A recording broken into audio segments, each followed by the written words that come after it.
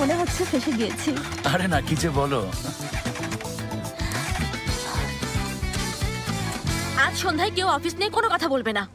আজকে পার্টি সেলিনের জন্য। অফিস নিয়ে কথা বললে ওস্তাদ জিভ কেটে নেবে।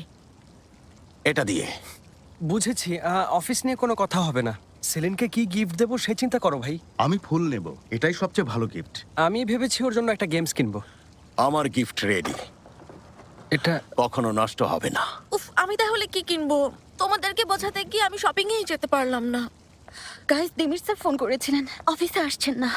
ওহ, বাঁচা গেল। বস যেহেতু নেই, সবাই চাইলে ব্রেক নিতে পারো। আমার মনে হচ্ছে সেলিনও আসবে না।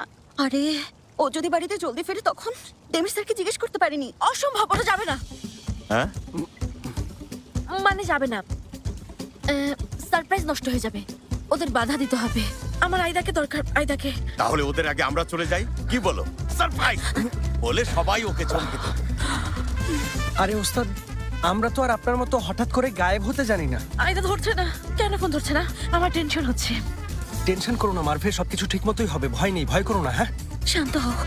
আজমি, পোড়া, তোমরা সেলিনকে ফোন করো। রিসিভ না করা পর্যন্ত ফোন করো। আমার এখন খুব টেনশন হচ্ছে। সেলিন ভাবছে ওর মা বাবা চলে গেছে, তিমিরকে সাথে নিয়ে বাড়িতে যাচ্ছে। তুমি কোথায় আয়দা? আপনার ডায়ালকৃত নাম্বারটি এই মুহূর্তে বন্ধ আয়দা আছে। তো আমার টেক্সট দেখছে না। সেলিনেরও ফোন বন্ধ। ফোনটাও বন্ধ। ধন্যবাদ। চলো সেলিনের বাড়িতে যাবো। জলদি চলো, হ্যাঁ, চলো চলো। চলো।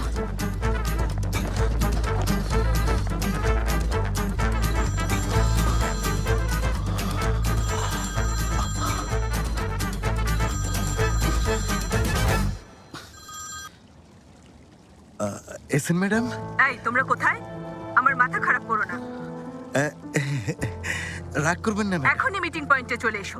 ঠিক আছে, আমি এখনই আসছি। এসেন ম্যাডাম, দেখা হবে।